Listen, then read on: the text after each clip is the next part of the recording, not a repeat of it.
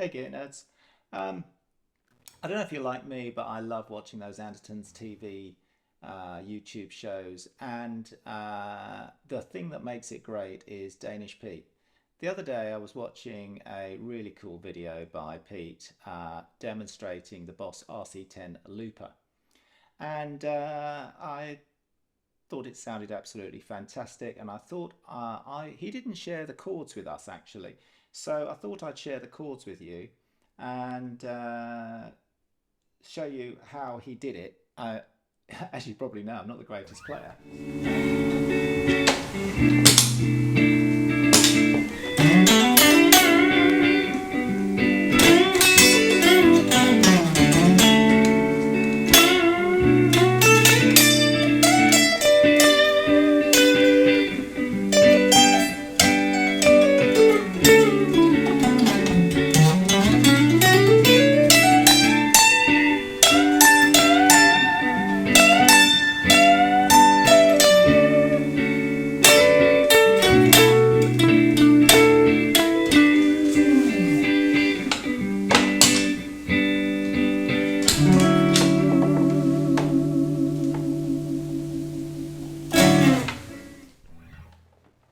Okay, so what he was doing was he started off on a D major 7. So for those of you who don't know, a D major 7 is, first of all, we're starting with our first finger on the 5th string, 5th fret, 3rd finger on the 4th string, 7th fret, 2nd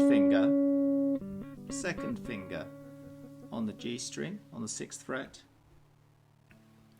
3rd finger on the B string, 7th fret. I think that's it, and we've got a little bar. We've got the E string up here. So here's our D major 7. It's a lot like a normal D, which you probably do all the time, barring D, but it just dropping that middle, note to give that dreamy major 7 sound. By the way, I'm playing my Quad Cortex. I'm using a capture of a Tone King Imperial with some other bits and bobs on there. Okay, so he starts off on a D major 7, and then he goes to the second chord, which is a B minor 11, which sounds as though that's going to be really complicated, and it kind of is. It starts off with a B, which you all know, so you can use your 2nd finger to reach up and grab that top B on the 6th string on the 7th fret. Now we're going to skip the 5th string, so just let your finger just gently rest against the 5th string. Drop your 3rd finger down onto the 4th string on the 7th fret, and then the little finger, which Americans like to call a pinky, drops in just underneath. So in a way it's a little bit like it's like we've got a B minor 7, and there's a reason for that because it's a very similar chord. So we've got those 1, 2, 3 all in a straight line down there, and now the 1st finger is going to drop down and pick up the B string on the 5th fret, which is the 11, of course. So we basically got a B minor, but we're dropping in an 11 on it. Really, really nice. It fits very, very nicely. Now, of course, D major. There's our normal chord D. D major, the relative minor is B. So he's really doing a very common chord progression there. But what he's doing is prettying it up by adding in the 7 on the major, and then adding in the 11 on the relative minor. Those two chords always go together really neatly. Then he's coming up and doing an E minor 7. So you probably know your minor shape cowboy chords. A minor down here, just slide it up to the 7th fret, and then actually you're going to take your little finger off to give it that 7th. way he plays it, he hits the chord and then he hammers down with his 2 fingers. And then the last one, I'm not going to try and name this chord, but basically he's playing a G. So as you know, half bar F shape, he brings it up to a G. But this time what he's doing is swapping over the fingers and he's putting a G in the sorry, I apologise. He's putting an A in the bass on the 5th fret. And you see how that really changes it and brings it round and wants to resolve to that D major 7. So let me see if I can get the looper on the Quad Cortex working and see if I can play this little loop for you and see what we can do from there, because then he improvises over it. So let's give it a go. Good chance to try out my Quad Cortex looper.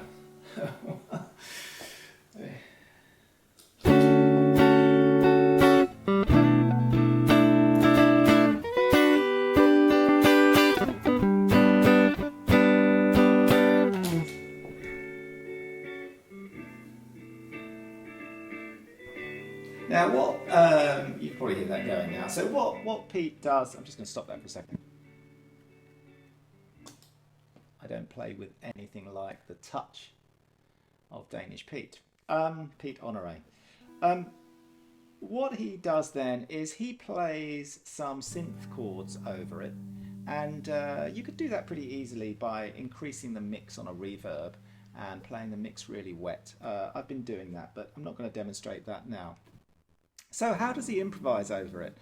Well, I was saying to you earlier that the D and the B minor are pretty much the same thing. So if you know pentatonic shape 1, which you obviously do, you can play B minor pentatonic over this, and it sounds good wherever you play it. So let's have a little go at that.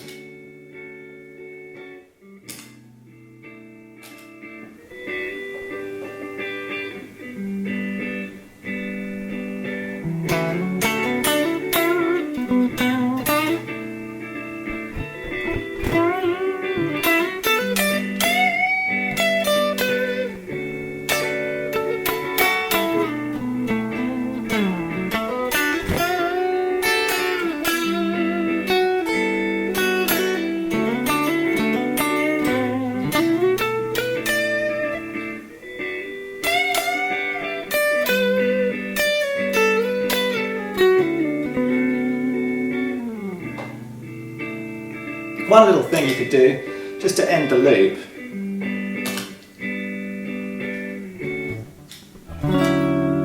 you can play that chord. It's a really nice little chord, it fits in so nicely, but this one is a little bit of a finger twister, as you can see from my fingers here.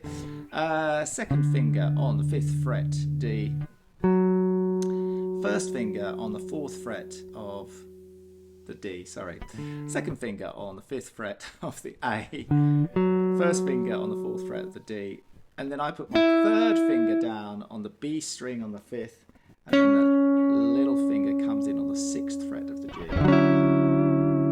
You know what? I don't know what that chord is called. I could work it out. It is a D, so that's a major 3rd. Don't know what that is. And that's a major 7. So it's a major 7 with a something. So there you have it. So if you like this video and the other gear nerd things that I'm putting out, please feel free, hit like, hit subscribe. Any comments? By the way, on that video of the RC10, and I'll put a link down below to the real video where Pete does an amazing job of playing this loop. He does a chorus section, he does another section which I haven't worked out. So feel free to comment below as to what the chords were for that section. Okay, see you next time.